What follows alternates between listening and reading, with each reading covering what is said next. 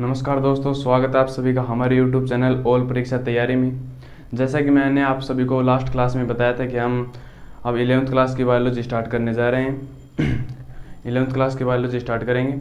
तो आज हम 11th क्लास की बायोलॉजी का लेक्चर फर्स्ट पाचन एवं अवशोषण स्टार्ट करने जा रहे हैं। तो चलिए स्टार्ट करते हैं। समझते रहिए मेरे साथ साथ, इसलिए मैंने ये नोट्स पहले लिख दिया कि आपका टाइम वेस्ट ना हो, वीडियो लंबा ना बने, और आप मेरे साथ समझते रहिए और नोट्सों को अपनी नोटबुक में उतारेंगे तो अच्छा समझ में आएगा। साथ साथ मेरे साथ उतारते रहिए, ठीक है। स्टार्ट करते हैं। पाचन एवं अवशोषण, डाइजेशन एंड अब्जॉर्प्शन। ये क्या होता है, इसके अंदर क्या होता है कि हमारे शरीर में भोजन हम लेते हैं, उसका पाचन कैसे होता है, उसका अवशोषण कैसे होता है, फिर उसका उत्सर्जन कैसे होता है, ये सभी इसके अंदर हम पढ़ने वाले हैं। पहली बात, हम भोजन लेते हैं तो भोजन के भी कुछ घटक होते हैं। वो भोजन के 6 घटक होते हैं। वो घटक कौन कौन से होते हैं जो हम भोजन लेते हैं शरीर में? वो भोजन के 6 घटक होते हैं। पहला होता है कार्बोहाइड्रेट्स,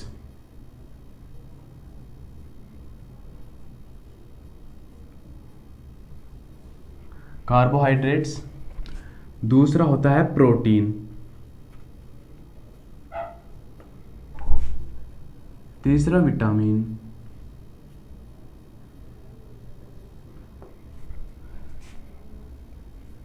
फैट्स, वाटर, और छठा होता है मिनरल्स।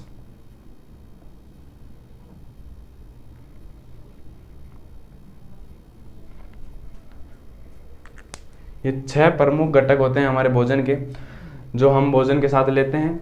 अब आपसे कोई पूछा आज आप क्या खा के आए हो, तो अब आप बायोलॉजी के स्टूडेंट हैं, ऐसे नहीं कि मैं चावल खा के आया हूँ, नहीं। मैं रोटी खा के आया, मैं आज चपाती खा के आया हूँ, वो नहीं। एकदम मैं आज कार्बोहाइड्रेट खा के आया हूँ। आपको ये बताना है कि मैं आज कार्बोहाइड्रेट खा के आया हूँ। जैसे कोई आलू का पराठा खाते हो, आलू के पराठे में प्रमुख क्या है? आलू। और आलू में होता है स्टार्च, वो बनता है कार्बोहाइड्रेट से। तो आपको समझना है कार्बोहाइड्रेट्स लिया आज मैंने। तो कार्बोहाइड्रेट जैसे चपाती में हो गई। प्रोटीन होती है जो दाल में होती है, हम दाल के साथ लेते हैं इसको। विटामिन, ये फ्रूट हो गए, विटामिन सी, ये दही, छाछ, दही में भी होती है विटामिन्स। फैट्स, तेल, तेल की सब्जी खाते हैं, तेल। घी, वाटर होता है, ये मिनरल्स होता है मसालों में।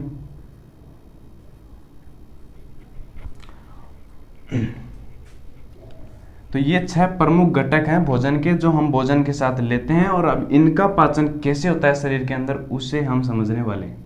लेक्चर में हम इसे ही समझने वाले हैं कि पाचन किस प्रकार हमारे शरीर में, इन 6 प्रमुख घटकों का पाचन हमारे शरीर में किस प्रकार होने वाला है। तो समझते हैं इनको मैं।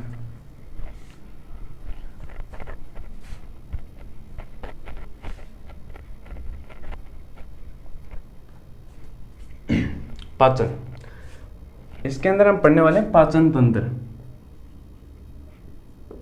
अब पाचन तंत्र से पहले हमें समझना जरूरी है कि पाचन क्या होता है। तो पाचन भोजन के जटिल अणुओं को, कि ये कार्बोहाइड्रेट्स, विटामिन्स, प्रोटीन जो भी थी, ये जटिल अणु थे, इनको जब भोजन के साथ लिया तो इनके जटिल अणुओं को सरल व विसरणशील, विसरणशील मतलब घुल सके, घुलनशील, सरल व विसरणशील अणुओं में तोड़ना ही पाचन कहलाता है। जो इनके जटिल अणु थे उनको विसरणशील अणुओं में और सरल छोटे छोटे अणुओं में तोड़ना ही क्या कहलाता है? पाचन कहलाता है। अब यहाँ तक समझ गए पाचन। अब पाचन भी 2 प्रकार होते हैं पाचन के। पाचन को 2 प्रकार से हम बांट सकते हैं, तो क्रिया के आधार पर और एक कहते हैं स्थान के आधार पर। पाचन के 2 प्रकार हैं, क्रिया के आधार पर और स्थान के आधार पर। क्रिया कि पाचन किस प्रकार हो रहा है, पाचन हो किस प्रकार रहा है, कि यांत्रिक पाचन है या रासायनिक पाचन है। जैसे क्रिया के आधार पर हम पढ़ते हैं तो होता है यांत्रिक पाचन पहला, और दूसरा रासायनिक पाचन। यांत्रिक पाचन होता है मैकेनिकल डाइजेशन।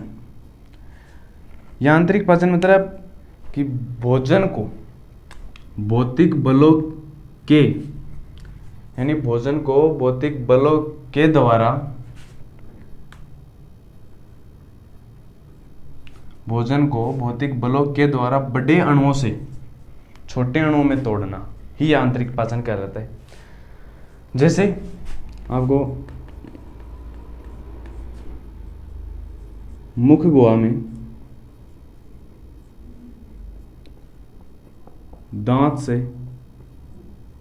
दांतों से भोजन को चबाना,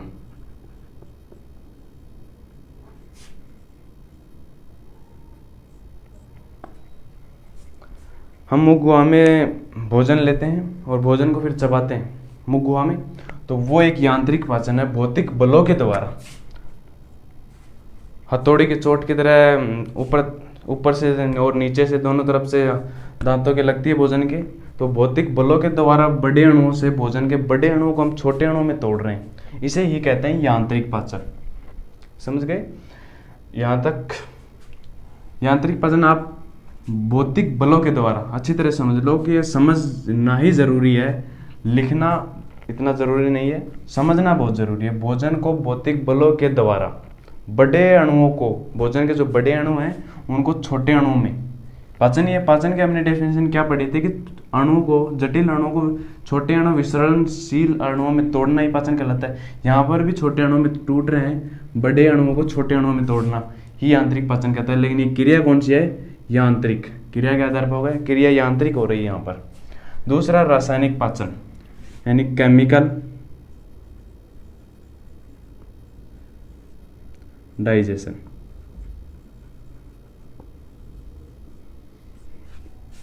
रासायनिक पाचन एंजाइमों द्वारा भोजन को बड़े अणुओं से छोटे अणुओं में तोड़ना। मुख गुहा के बाद भोजन ग्रसनी में जाता है, ग्रसनी से फिर ग्रासनाल में, ग्रासनाल से फिर अमाशय में, अमाशय में यह पाचन स्टार्ट होने लग जाता है और यांत्रिक पाचन होता है जो हमारी मुख गुहा में होता है। रासायनिक पाचन अमाशय में स्टार्ट होता है, फिर छोटी आंत में, बड़ी आंत में। रासायनिक पाचन अमाशय में स्टार्ट होता है, अमाशय में, यानी एंजाइमों द्वारा भोजन को बड़े अणु से छोटे अणु में तोड़ना ही रासायनिक पाचन कहलाता है। यांत्रिक पाचन क्रिया के आधार पर पाचन। यांत्रिक पाचन मैकेनिकल डाइजेशन, भोजन को भौतिक बलों के द्वारा बड़े अणुओं से छोटे अणुओं में तोड़ना ही यांत्रिक पाचन कहलाता है। ठीक, यांत्रिक पाचन यांत्रिक क्रिया के द्वारा हो रहा है ये पाचन, इसलिए यांत्रिक पाचन कहते हैं इसे। इसमें क्या होता है, बड़े अणु हैं भोजन के जो हम मुख गुहा में लेते हैं भोजन को, तो उसे बड़े अणुओं को छोटे अणुओं में तोड़ना, बोलस के रूप में कर देना, वो क्या कहलाता है? यांत्रिक पाचन। वो किसके द्वारा होता है? हमारे दांतों के द्वारा होता है, इसलिए उसे कहते हैं यांत्रिक पाचन। दांतों के द्वारा एक यांत्रिक क्रिया के द्वारा होता है वो, इसलिए वो यांत्रिक पाचन। वो कहाँ पर होता है? मुख गुहा में दांतों से भोजन को चबाना। यांत्रिक पाचन एक पक्षियों में भी होता है, पक्षियों में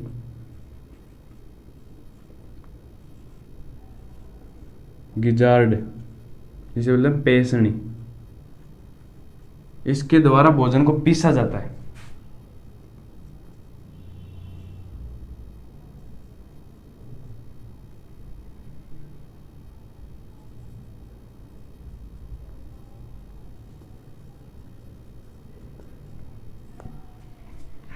लाइट नहीं आ रही है, बहुत गर्मी हो रही है।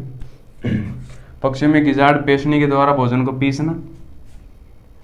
यांत्रिक पाचन आप देखो, आप मुख गुहा में हो गया यांत्रिक पाचन, पक्षियों में गिजाड़ के द्वारा, और आप मनुष्य में दांतों, मनुष्य में पशुओं में मुख गुहा में दांतों से भोजन को चबाना भी एक यांत्रिक पाचन है, दांतों से चबाना।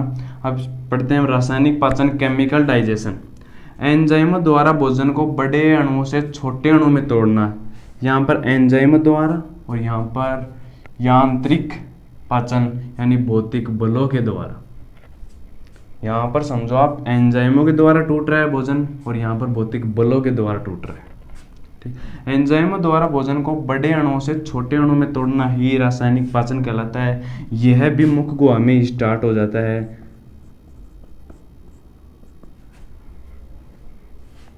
स्टार्च भोजन का अणु है, इसको टाइलिन एंजाइम,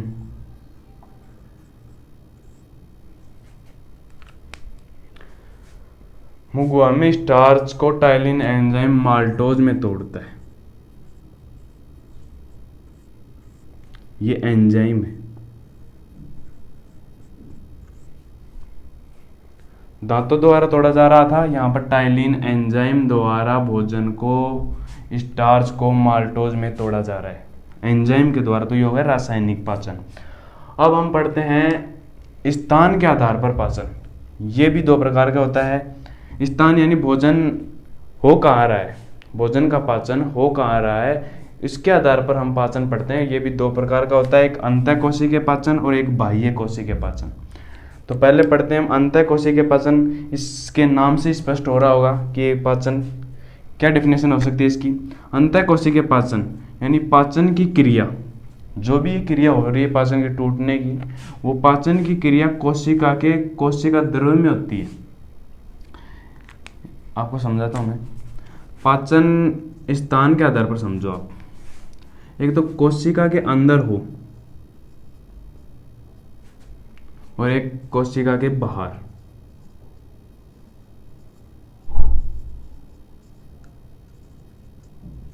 कोशिका के अंदर और कोशिका के बाहर।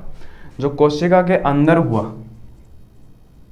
वो अंतःकोशिकीय पाचन, और जो कोशिका के बाहर हुआ वो बाह्य कोशिकीय पाचन। अब कोशिका के अंदर कहाँ होगा, कोशिका द्रव्य में। कोशिका द्रव्य में, कोशिका द्रव्य में किसके द्वारा होता है, एक लाइसोसोम एंजाइम होता है, लाइसोसोम के एंजाइम द्वारा। एंजाइम का नाम है लाइसोसोम। ये प्रश्न पूछा जा सकता है आपसे, बहुत याद कर लेना इसको, एंजाइम द्वारा। वैसे ऐसे छोटे छोटे प्रश्न मैं टेलीग्राम पे डाल दूंगा, वहाँ से देख लेना आप, एक एक नंबर के प्रश्न जो बहुत डीपली उठते हैं वो वाले प्रश्न। लाइसोसोम्स के एंजाइम द्वारा ये अंतःकोशिका, कोशिका के अंदर जो पाचन होता है वो किस किस में होता है, वो एक तो पोरीफेरा, टीनोफोरा, सिलेंट्रेटा आदि ऐसे जीव हैं, उसके अंदर कोशिका के अंतःकोशिकीय पाचन होता है। कोशिका के अंदर कोशिका द्रव्य में लाइसोसोम के एंजाइम द्वारा होता है। अब हम बात करते हैं बाह्य कोशिकीय पाचन की। बाह्य कोशिकीय पाचन मैंने आपसे समझाया कि कोशिका के अंदर हुआ वो तो अंतःकोशिकीय पाचन, कोशिका के बाहर हुआ वो बाह्य कोशिकीय पाचन। पाचन की क्रिया कोशिका के बाहर हो उसे बाह्य कोशिकीय पाचन कहते हैं। अब बाह्य कोशिकीय पाचन कहाँ होगा, सामान्यतः आहार नाल में। आहार नाल में, आहार नाल, जो मनुष्य में भी बाह्य कोशिकीय पाचन ही होता है। आहार नाल में जो पाचन होता है उसे बाह्य कोशिकीय पाचन कहते हैं, कि आहार नाल में कोशिका बाह्य कोशिकीय पाचन होता है। और अंतःकोशिकीय पाचन पोरीफेरा, टीनोफेरा, सिलेंट्रेटा में होता है। जो कोशिका द्रव्य में पाचन होता है वो होता है अंतःकोशिकीय पाचन, और ये लाइसोसोम के एंजाइमों के द्वारा होता है।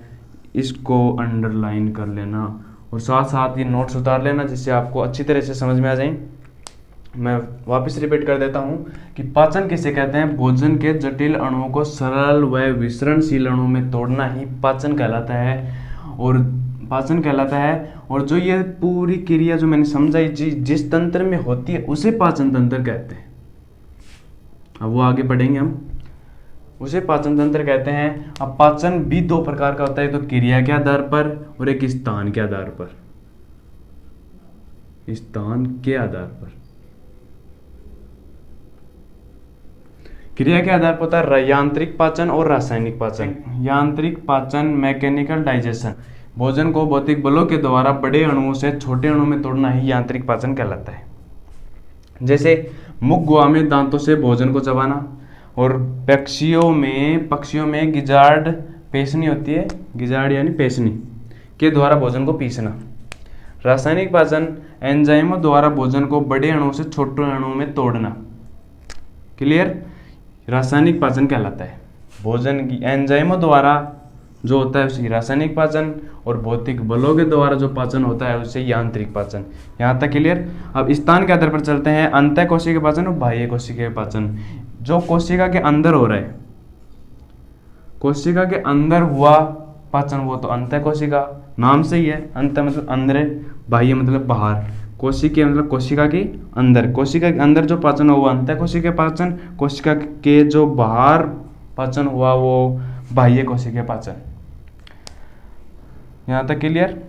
और बाह्य कोशिकीय पाचन में आहार नाल में होता है, और अंतः कोशिकीय पाचन में आप याद रखना पोरीफेरा, टिनोफिरा, सिलेंट्रेटा आदि।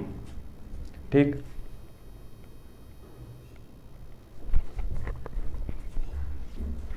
हाँ तो दोस्तों हमने पढ़ा पाचन, और पाचन पढ़ लिया हमने। तो पाचन की क्रिया जिस तंत्र में संपन्न होती है उसे हम कहते हैं पाचन तंत्र।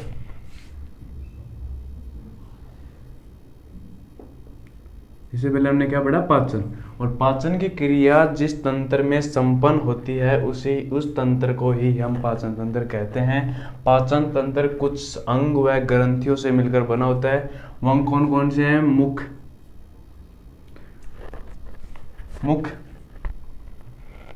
माउथ, फिर माउथ आगे चलकर खुलता है बकल कैविटी, मुख गुहा में, फिर गर्दनी में फेरिंग्स आगे चलकर खुलती है इसोफेगस में। ये अंग है, तो मैं लिख देता हूं। पहला अंग है मुख,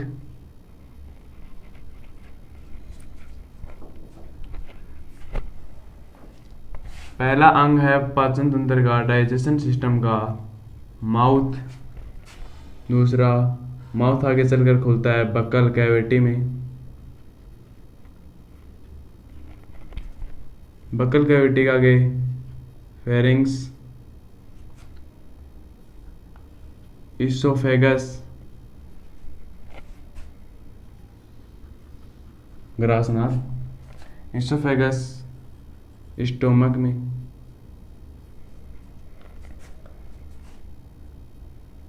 स्टोमक से आगे आता है लार्ज स्मॉल इंटेस्टाइन,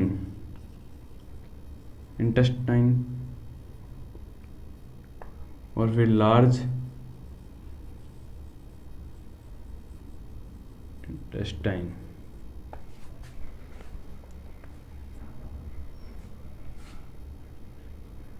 एक अंग और होता है जिसे हम रेक्टम या गुद्दा। इसमें कुछ ग्रंथियां भी मिली होती हैं। वो ग्रंथियां होती हैं, एक तो लार ग्रंथि,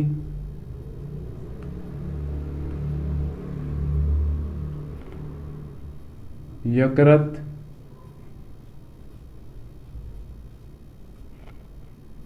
अग्नाशय।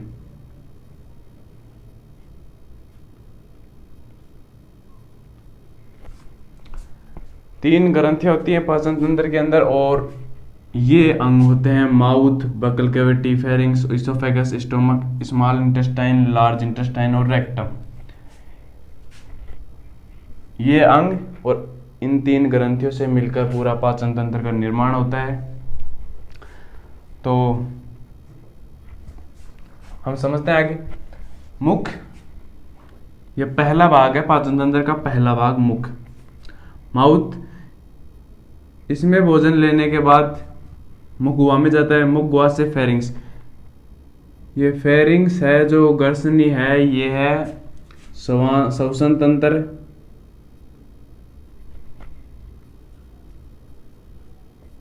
श्वसन तंत्र व पाचन तंत्र। दोनों तंत्रों में सेम रूप से कार्य करती है, समान रूप से कार्य करती है। ईसोफेगस यह पाचन तंत्र का भाग है, और श्वसन तंत्र का फिर श्वासनाल अलग हो जाता है। ये ग्रासनाल ईसोफेगस है जो पाचन तंत्र का है। फिर पाचन तंत्र, इससे आगे अमाशय, अमाशय से यहाँ से छोटी आंत स्टार्ट होती है, और यहाँ से सिक्कम तक छोटी आंत होती है। इसे बोलते हैं डेड्यूनम यानी गहनी, जेजुनम, इलियम, और यहाँ से फिर बड़ी आंत। ये बड़ी आंत का भाग है सिक्कम, फिर कोलोन और रेक्टम और एनस। ये पूरा यहाँ से यहाँ तक बड़ी आंत का भाग है, और डेड्यूनम से लेकर इलियम यहाँ तक, सिक्कम तक, यहाँ पर छोटी आंत का भाग है। और ये एक अवशेषी अंग है जो मनुष्य में अवशेषी अंग है। शाकाहारी जो जीव जंतु है उनमें ज़्यादा ये विकसित होता है। इसमें सेलुलोज एंजाइम पाए जाते हैं।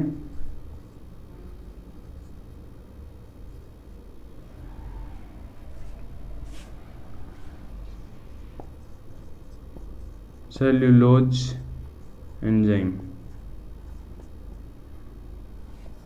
जीवाणु ये इसमें पाए जाते हैं जो शाकाहारियों में घास फूस है उसका पाचन करते हैं ये। तो अपने में यह मनुष्य में अपेंडिक्स एक अवशेषीय अंग है। ये हमारा पाचन तंत्र होगा। इसमें आप लार ग्रंथि कहाँ होती है? वो लार ग्रंथि होती है मुख गुहा में। लार ग्रंथि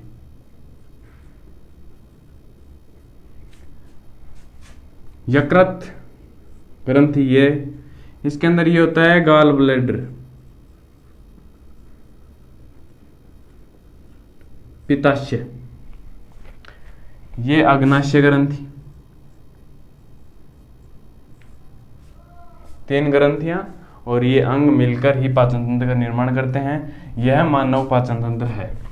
यह तंत्र मानव पाचन तंत्र है। मानव पाचन तंत्र। डायग्राम को समझ लो अच्छी तरह। पहले माउथ, फिर बक्कल कैविटी, मुख गुहा, फेरिंग्स ग्रसनी, oesophagus, stomach, duodenum, jejunum, ileum जो कुंडलित भाग है, फिर ये सिक्कम, कोलोन, रेक्टम, एनस।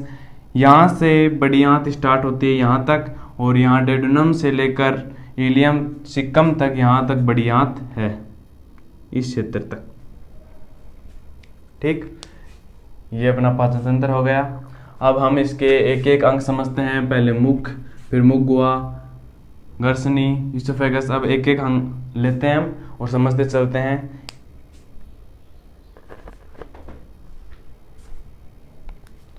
हाँ तो दोस्तों स्टार्ट करते हैं आगे। आहार नाल।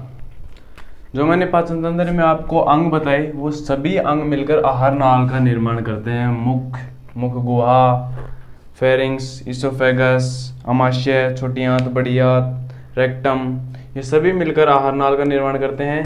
और आहार नाल भी 2 प्रकार की होती है। एक होती है पूर्ण आहार नाल,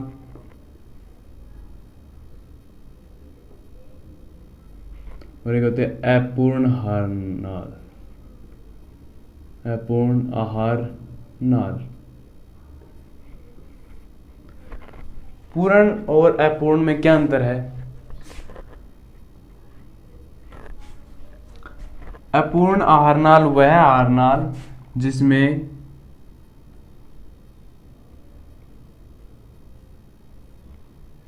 केवल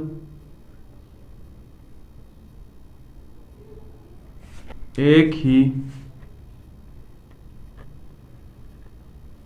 छिद्र हो, अर्थात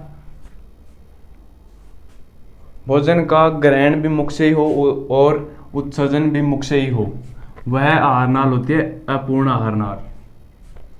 पूर्ण आहार नाल होती है जिसमें मुख व गुद्दा दोनों हो। अपूर्ण आहार नाल में गुद्दा नहीं होता। पूर्ण आहार नाल में मुख व गुद्दा दोनों होते हैं, इसलिए यह पूर्ण आहार नाल होती है। और मानव में पूर्ण आहार नाल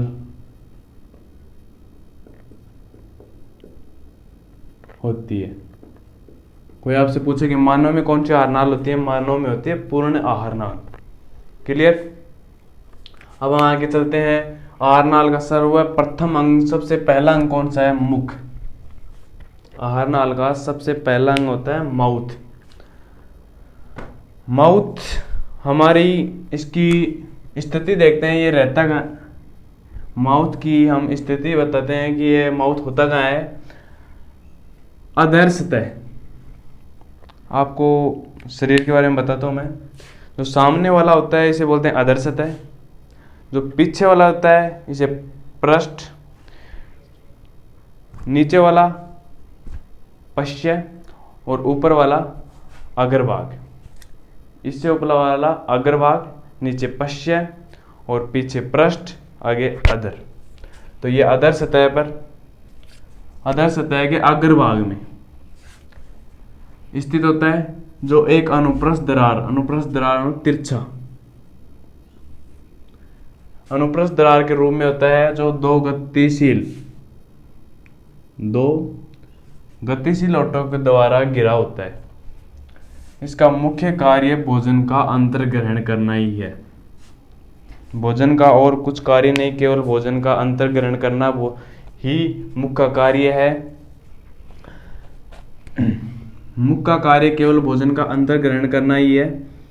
और मुख आगे नहीं होता, मुख केवल दो होठों के मध्य ही होता है। आगे होठों के आगे मुख गुहा स्टार्ट हो जाती है, वो मुख नहीं होता, वो मुख गुहा होती है। मुख केवल होठों के मध्य ही होता है जो दो गतिशील होठों के द्वारा घिरा होता है।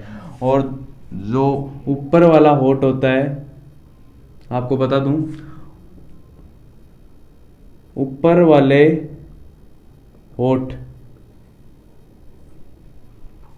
होठ थोड़ा धसा हुआ होता है। यहां से एक प्रश्न उठता है कि ऊपर वाला जो होठ होता है वो धसा हुआ होता है, उस भाग को हम क्या कहते हैं? उसको हम फिल्ट्रम कहते हैं। उस भाग को हम फिल्ट्रम कहते हैं। ये हो गया मुख। मुख से आगे जब हम चलते हैं, मुख से भोजन जाता है मुख गुहा में। मुख से भोजन जाता है मुख गुहा में। मुख गुहा बक्कल कैविटी, मुख गुहा को कहते हैं बक्कल कैविटी। मुख आगे चलकर मुख गुहा में खुलता है और मुख गुहा भी दो भागों में विभाजित होती है। अब आप समझें कि मुख आगे चलकर मुख गुहा में, कि मुख केवल होठों के मध्य होता है और जो होठों के मध्य होता है वो केवल मुख होता है, और मुख से आगे जाकर हम मुख गुहा कहते हैं। और जो होठों के मध्य होता है और होठों में एक ग्रंथि पाई जाती है, उस ग्रंथि का नाम है लेबियल ग्रंथि।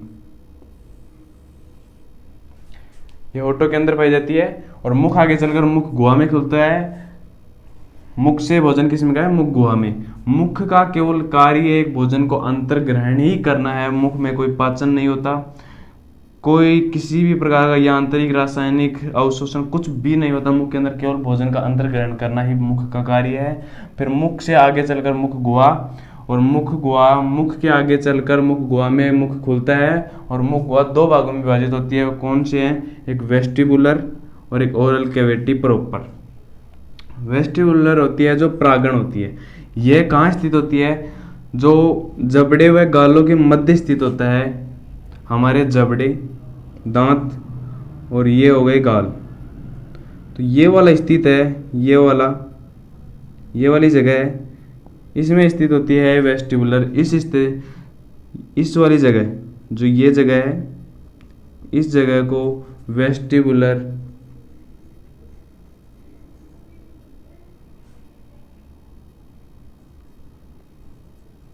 बक्कल कैविटी कहते हैं, यानी प्रांगण मुख गुहा। दांतों व गालों के बीच वाली जगह को यह जबड़ों व गालों के बीच वाली जगह है। इसमें लार ग्रंथि पाई जाती है। लार ग्रंथि मैंने बताई थी आपको, मुख गुहा में पाई जाती है। लार ग्रंथि वेस्टिबुलर प्रांगण भाग में पाई जाती है, जो किसका भाग है? मुख गुहा का भाग है, जो जबड़ों व गालों के बीच स्थित होता है। उसके मुख गुहा का दूसरा भाग ओरल कैविटी प्रॉपर, वास्तविक मुख गुहा। ये होती है, ये दांत जबड़े, तो ये बीच वाली जगह होती है, ये होती है ओरल कैविटी प्रॉपर। ये जबड़ों का बीच का भाग है। इसमें दांत, जीवा, तालू पाए जाते हैं। अब इनके बारे में हम एक एक को लेकर चर्चा करेंगे। इनके बारे में हम पढ़ेंगे। यहाँ तक क्लियर, इससे साथ साथ नोट्स उतारते रहिए, आपको क्लियर समझ में आता रहेगा। वापस से रिपीट कर देता हूँ मैं। मुख यह अधर सतह में अग्र भाग में स्थित होता है। सतह आपने समझ ली, सामने वाला भाग अधर सतह, पीछे वाला पृष्ठ और नीचे पश्य और ऊपर अग्रभाग। अग्रभाग में स्थित होता है, जो एक अनुप्रस्थ दरार के रूप में होता है। अनुप्रस्थ मतलब तिरछा, सीधा नहीं, तिरछा। होठ तिरछे तो है, तिरछा होता है, जो दो गतिशील होठों द्वारा घिरा होता है। इसका मुख्य कार्य केवल भोजन का अंतर्ग्रहण करना है और ये पाचन कुछ भी इसके अंदर नहीं होता। होठ होते हैं, जो उपला होठ होता है, ऊपर वाला जो होठ होता है वो थोड़ा धसा हुआ होता है, उसे फिल्ट्रम कहते हैं। उस भाग को क्या कहते हैं? फिल्ट्रम। यहाँ से प्रश्न उठ सकता है फिल्ट्रम किसे कहते हैं, या मुख में ऊपर वाला भाग, ऊपर वाला होठ जो थोड़ा धसा हुआ होता है, उसे, उस भाग को हम क्या कहते हैं? उसे कहते हैं फिल्ट्रम। और मुंह होठों में ग्रंथियां पाई जाती है, वो होते हैं लेबियल ग्रंथि के द्वारा होठ बने होते हैं। ये लेबियल ग्रंथि होती है। मुख गुहा, मुख आगे चलकर मुख गुहा में खुलता है, मुख गुहा बकल कैविटी, मुख आगे चलकर मुख गुहा में खुलता है। मुख गुहा दो भागों में विभाजित होती है, एक vestibular, oral cavity proper. Vestibular समझ गए आप, जबड़ों व गालों के बीच वाली जगह को वेस्टिबुलर, और जबड़ों के बीच वाली जगह को ओरल कैविटी प्रॉपर, वास्तविक मुख गुहा। और आप इनके नाम जितने इंग्लिश में याद कर सको उतने ही सही है, क्योंकि आगे बायोलॉजी अब इंग्लिश में याद करनी पड़ेगी। सभी नाम इंग्लिश में ही याद कर रहे तो अच्छा रहेगा आपके लिए, हिंदी मीडियम वालों के लिए कह रहा हूँ मैं। वास्तविक मुख गुहा, वास्तविक मुख गुहा यह जबड़ों के बीच का भाग है, इसमें दांत, जीवा, तालु आदि पाए जाते हैं। यही पाए जाते हैं, दांत, जीवा, तालु। अब इनके बारे में हम पढ़ते हैं।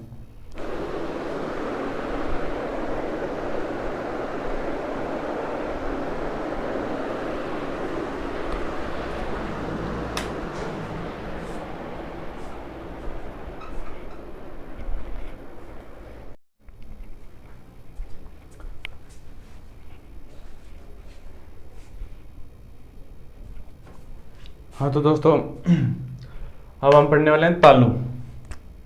ये मुख गुहा में ही है, जो मुख गुहा और नासाकक्ष इस प्रकार, ये नासाकक्ष और ये मुख गुहा,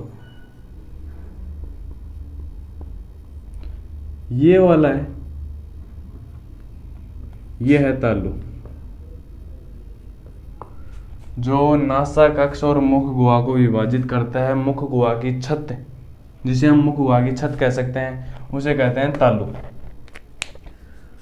अब तालु भी दो प्रकार का होता है, एक हार्ड और दूसरा होता है सॉफ्ट।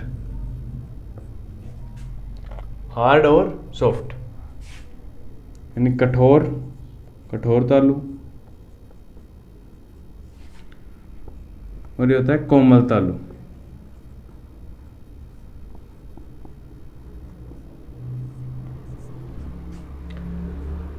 कठोर तालु,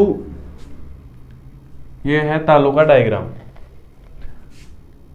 यहां तक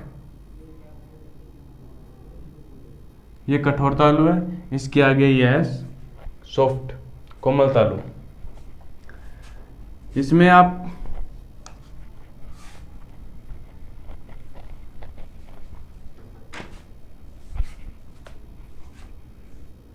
कठोर तालु हार्ड पैलेट है में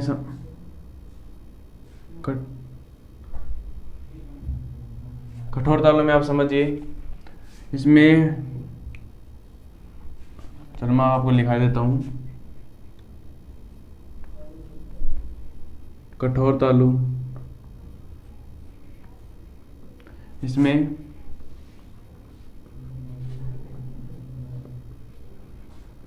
अस्थियों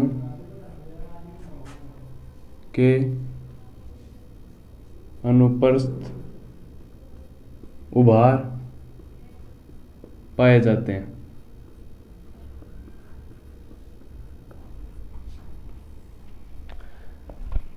ये अस्थियों के अनुप्रस्थ उभार है, जो मांसाहारियों में अधिक विकसित होते हैं।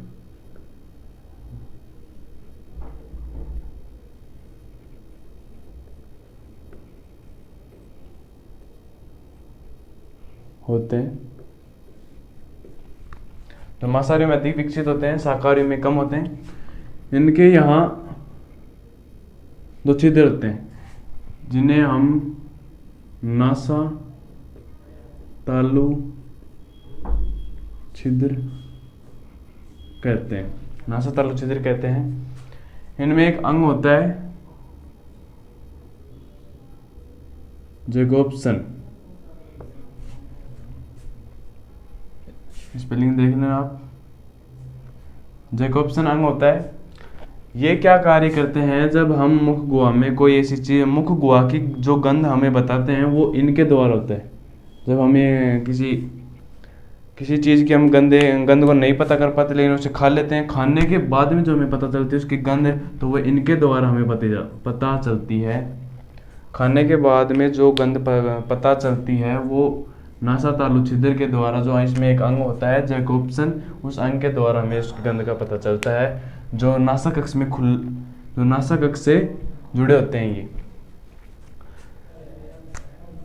इसमें अस्थियों के अनुप्रस्थ उभार पाए जाते हैं। जो अनुप्रस्थ उभार हैं जो मांसाहारी में अधिक विकसित होते हैं, इनके क्या कार्य हैं, यह अंतर्ग्रहण भोजन, जो भोजन का अंतर्ग्रहण हो जाता है उसे बाहर न जाने देते, ये बाहर नहीं जाने देते, इसलिए ही मांसाहारी में अधिक विकसित होते हैं। मांसाहारी किसी जीव को पकड़ लेते हैं तो उसे बाहर निकलने में दिक्कत होती है, क्योंकि उनमें ये अच्छे होते हैं, बड़े बड़े होते हैं, इसलिए उनको बाहर नहीं निकलने देते। इनका कार्य केवल भोजन को बाहर जाने से रोकने का ही है। फिर इसके आगे होता है कोमल तालु, सॉफ्ट पैलेट। सॉफ्ट पैलेट, इसमें अस्थियों के अनुप्रस्थ बाहर नहीं पाए जाते, यह कोमल होता है, और इसके अंत में, तालु के अंत में एक ऊला, जिसे हम बोलते हैं ऊला, जिसे आपको डायग्राम से समझाऊं मैं।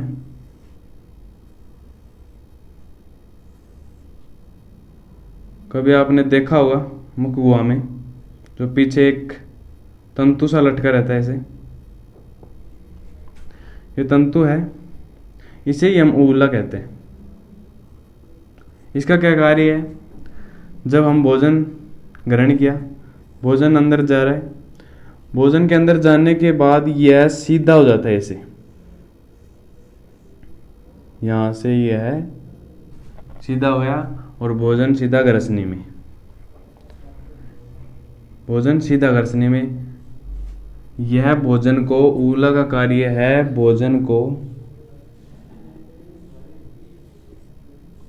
नासा कक्ष में जाने से रोकता है। गर्मी बहुत अधिक हो रही है,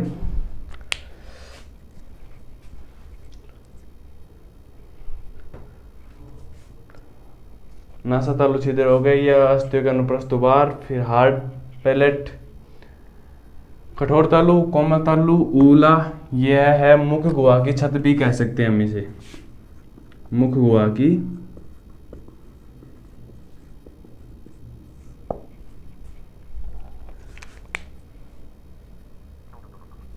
ठीक। चलो दोस्तों, आज के लिए इतना ही काफ़ी, और आपको डिस्क्रिप्शन में टेलीग्राम चैनल की लिंक मिल जाएगी। आपको अगर वहाँ पर कोई भी डाउट हो तो आप उस टेलीग्राम चैनल पे कमेंट कर देना, मैसेज कर देना, आपको वहाँ पर उसका उसी दिन आपको सॉल्यूशन मिल जाएगा। और ऐसे डीपली पर्सन, छोटे छोटे पर्सन है, वो मैं टेलीग्राम चैनल पर डालता रहूँगा, आप वहाँ पर देख लेना। धन्यवाद दोस्तों। और हाँ, चैनल को सब्सक्राइब करना ना भूलें और अपने दोस्तों के साथ शेयर ज़रूर करें।